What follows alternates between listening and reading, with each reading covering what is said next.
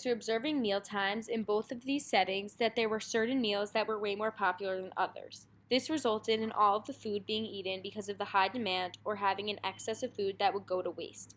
In sorority and fraternity houses, the high demand of food either resulted in no food being left or left many people waiting in line while the chef had to first make more.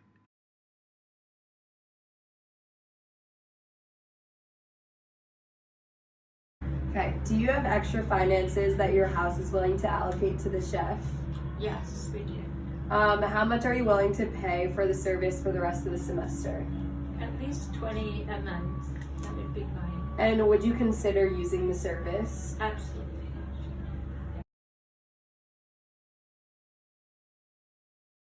Do you ever run out of food? Yes, on a busy night. Do you ever have too much food left over? Yes, on some nights when I make too much. How do you deal with that? It gets thrown away. Do you think this problem could be fixed to make your life easier? If I knew how many people were eating, it would be much easier. Do you ever run out of food? No, we always overestimate to avoid that problem. Do you notice that some nights are more popular than others? Yes, on more popular nights like chicken or pasta, people will eat that more than salmon. We try to estimate which nights will be more liked. Do you ever have too much food left over, and how do you deal with that? More often than not, bring some home, use some as leftovers, or throw it away. How do you think this problem could be fixed to make your lives easier? We don't know, but we've been brainstorming ideas. Would you be willing to implement these changes or find a solution that the amount of food could be made that the right amount of food could be made every night? Definitely would be willing to implement changes to avoid overproducing, wasting. And how much money would you spend for the rest of the semester for our product? We would pay $20 for your services for the rest of the semester. Do you ever run out of food? We run out of food sometimes, but not often because having enough food is one of our main focuses.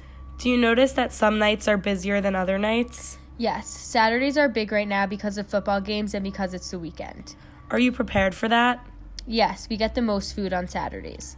Do you ever have too much food left over? Never, because we make it so that our cooked food is made by how many people are in line. How do you deal with that? We have a lot of frozen food that can be used throughout the week. We pay attention to projecting how many of each food we'll use a day. How do you think this problem could be fixed to make our lives easier? I believe the way we do things is the best possible way. Would you be willing to implement these changes or find a solution so that the right amount of food could be made every night? No, because the way we do it is very efficient and works, but we could organize our plans of food items better. However, after interviewing dining hall chefs, we had to pivot and focus solely on sorority and fraternity chefs because the dining hall chefs say that their process is very efficient.